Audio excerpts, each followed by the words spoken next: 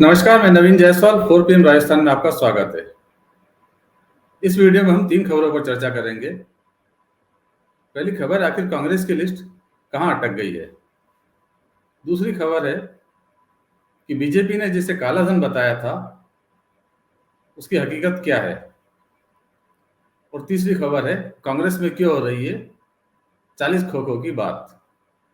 तो शुरुआत करते हैं पहली खबर से, कांग्रेस की लिस्ट। इस बार के चुनाव में कांग्रेस की लिस्ट बीरबल की खिचड़ी की तरह हो गई है, पकने का नाम ही नहीं ले रही है। पार्टी की स्क्रीनिंग कमेटी की बैठक हो गई, सीईसी की बैठक हो गई, तमाम दिग्गज नेता सब मिलकर बैठ लिए, मगर उसके बावजूद नाम बाहर नहीं आ पा रहे हैं।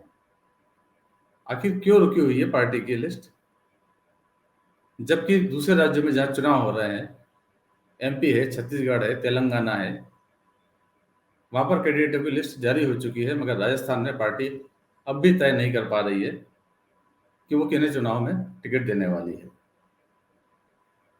कई तरह की संभावना है। एक तरफ पार्टी के सर्वे हैं, जिसमें ये कहा जा रहा है कि जिन विधायकों की छवि खराब है, उनके टिकट काट दिए जाने चाहिए।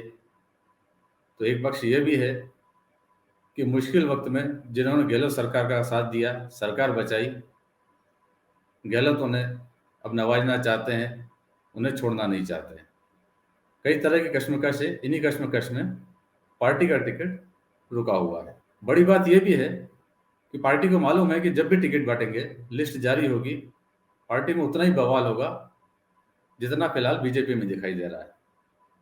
क्योंकि बीजेपी में जो बवाल हुआ है वो तो टिकट बंटने के बाद हुआ है, लेकिन कांग्रेस में टिकट बंटने के पहले ही शायद कांग्रेसियों को ये यकीन है कि बाद में टिकट कटवाने से अच्छा है पहले ही विरोध करके पार्टी को चेता दें कि अमुक व्यक्ति को टिकट दिया, उस एमएलए को टिकट दिया, तो हम विरोध करेंगे। पार्टी पर दबाव बनाने की कोशिश की जा रही है। पार्टी भी ये चीज समझ रही है। पार्टी के प्रभारी सुखजिंदर सिंह रंधावा क्या कह रहे हैं, टिकट कब तक जारी होंगे, पहले वो सुन लेते हैं। इंटरनेशनल पॉलिसी है, देश उसके ऊपर खड़ा है। सर, दावेदारों को लिस्ट का इंतजार है, काफी तो मत डिले हो रही है। आप रेडी कामयाब होने दीजिए, लिस्ट आ जाएगी। और हमारे कैंडिडेट्स को पता है कि हम बीजेपी जैसे नहीं है कि जो पार्टी के साथ खड़े हैं उनको हम कभी पीठ नहीं देते, उनको साथ लेकर करते हमारे जो खड़े हैं। मेरे ख्याल है कि जैसे ये हमारे प्रेसिडेंट साहब खड़े हैं, तो बीजेपी का तो ऐसा प्रेसिडेंट खड़ा ही नहीं हो सकता प्रभारी के साथ। जैसे मैं ये ब्लॉक के प्रेसिडेंट खड़े हैं, तो हम अपने वर्कर का मान सम्मान करते हैं, और वर्कर है तो पार्टी है, इसलिए हम लिस्ट 1-2 दिन में उनसे डबल आएगी। तो अब रंधावा कह रहे हैं कि 1-2 दिन में लिस्ट आ जाएगी, और जब भी लिस्ट आएगी वो बीजेपी से डबल होगी। पहले खबर आ रही थी कि स्क्रीनिंग कमेटी ने लगभग 60 नाम फाइनल कर दिए हैं। उसके बाद सीसी की बैठक हुई तो ये आंकड़ा करीब 100 तक पहुंच गया, और उनमें ज्यादातर सिटिंग एमएलए के टिकट मिल जाने की संभावना जताई जा रही है। जिस तरह की खबरें मीडिया में आ रही थी कि पार्टी उन सबको टिकट देगी, मगर पार्टी को यह भी पता है कि बवाल होना तय है। इससे पहले पार्टी कुछ जरूरी काम कर लेना चाहती है। कांग्रेस के सूत्रों की माने 20 अक्टूबर को प्रियंका गांधी की सभा होनी है दौसा जिले के कांदोली में। ईआरसीपी के मुद्दे पर कांग्रेस पूर्वी राजस्थान के अंदर इस तरह की सभाएं कर रही, बड़ी सभाएं कर रही है। वो कांग्रेस को डर है कि ऐसा नहीं है कि लिस्ट जारी हो और दूसरे दिन प्रियंका की सभा हो तो विरोध की आंच कहीं सभा तक पहुंच जाए, पार्टी की फैजियत हो जाए। इसलिए संभावना जताई जा रही है कि प्रियंका की रैली के बाद में, सभा के बाद में शुक्रवार को यह लिस्ट जारी हो सकती है। जयपुर में शिक्षा संकुल के बाहर जिन बैंक की पर्चियों को लेकर बीजेपी ने भ्रष्टाचार का इश्यू खड़ा करने की कोशिश की थी, उसमें बीजेपी की जमकर फजीयत हुई है।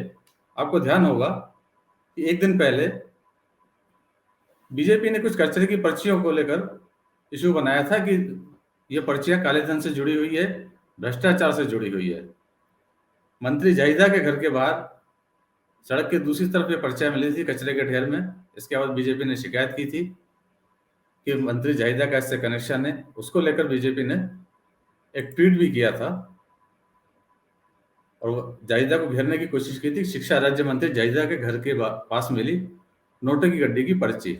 राजस्थान में नोट से वोट खरीदने की फिराक में है कांग्रेस। अब इस मामले की हकीकत सामने आ गई है कि वो पर्चियां क्या थी। भास्कर ने खबर प्रकाशित की है, इसमें लिखा है कि बयाजनगर थाने के एएसआई इंद्राज ने बताया कि नजदीकी यूनियन बैंक की चेस्ट ब्रांच में जाकर पूछताछ की, तब पता चला कि बैंक के सफाई कर्मचारी के द्वारा कचरे के साथ पर्चियां डाली गई है। बैंक में विभिन्न बैंकों के रुपए आते हैं, चेस्ट ब्रांच में बैंक की पर्चियों को हटा दिया जाता है। पहले पर्चियों को जला दिया जाता था, लेकिन कॉलोनी वालों ने इतराज किया तो उसे कचरे के ढेर में डाल दिया गया। इसे बीजेपी ने भ्रष्टाचार का इश्यू बनाने की कोशिश की, ये बताने की कोशिश की कि ये पर्चियां कांग्रेस का भ्रष्टाचार है, एक मंत्री का भ्रष्टाचार है, जो हकीकत में कचरे का ढेर था। अब बात करते हैं अगली खबर की। जयपुर की मालवीय नगर सीट से, जहां पर बीजेपी लगातार जीतती रही है, इस बार संभावना जताई जा रही है कि वहां पर बीजेपी अपना कैंडिडेट बदल सकती है। कालीचरण सर्राफ जो पूर्व मंत्री भी हैं, उनका टिकट काट सकती है। बीजेपी की मजबूत सीट है, लेकिन इसके बावजूद बीजेपी से ज्यादा घमासान कांग्रेस में मचा हुआ है कि किसे टिकट मिलेगा।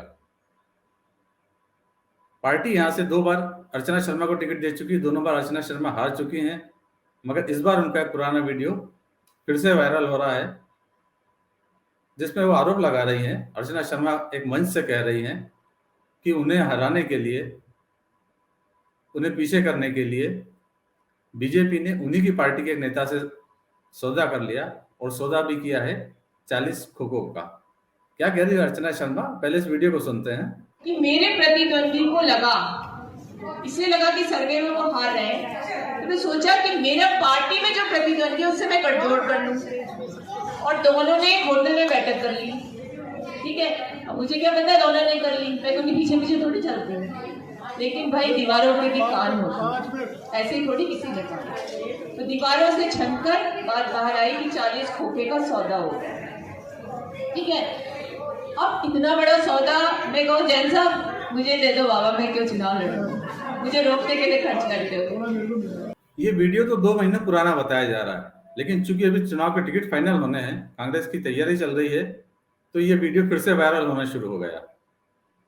अर्चना शर्मा ने इसमें किसी का नाम नहीं लिया था, लेकिन मालवीय नगर से और भी दावेदार है कांग्रेस के। उन्हीं में से एक राजीव अरोड़ा ने अब इसका जवाब दिया है। उन्होंने ट्वीट किया है।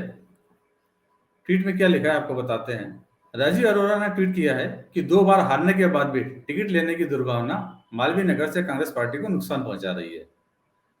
मालवीय नगर विधानसभा की जनता साक्षी है कि आरोप लगाने वाली स्वघोषित प्रत्याशी के स्तर की निम्नता पर कोई और नहीं उतर सकता है।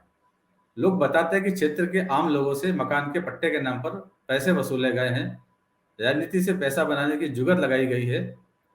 ऐसे लोग जब किसी और पर निराधार, पूर्णतः झूठा आरोप लगाए, तो यह खुद अपने मुंह पर थूकने की तरह है। मैंने पहले भी कहा है कि ऐसा कोई आरोप मुझ पर सिद्ध करते हो तो मैं राजनीति से संन्यास ले लूंगा, मगर आप सिद्ध नहीं कर पाई, अब आपको राजनीति छोड़ देनी चाहिए। तो कांग्रेस में जिस तरह की खींचतान मच रही है, उससे समझ में आ जाता है कि लिस्ट जारी होगी तो बवाल मचना तय है। बीजेपी से कम बवाल कांग्रेस में भी नहीं मचेगा, वो पार्टी को उसका सामना करना ही पड़ेगा। शायद इसीलिए लिस्ट आने में देरी हो रही है। फिलहाल इस वीडियो में इतना ही। राजस्थान की राजनीति की और खबरों से हम लगातार आपको अवगत कराते रहेंगे। आपसे यही अनुरोध है कि देखते रहें 4PM राजस्थान, उसको ज़्यादा से ज़्यादा सब्सक्राइब करें और इस वीडियो के लिंक को ज़्यादा से ज़्यादा शेयर करें। नमस्कार।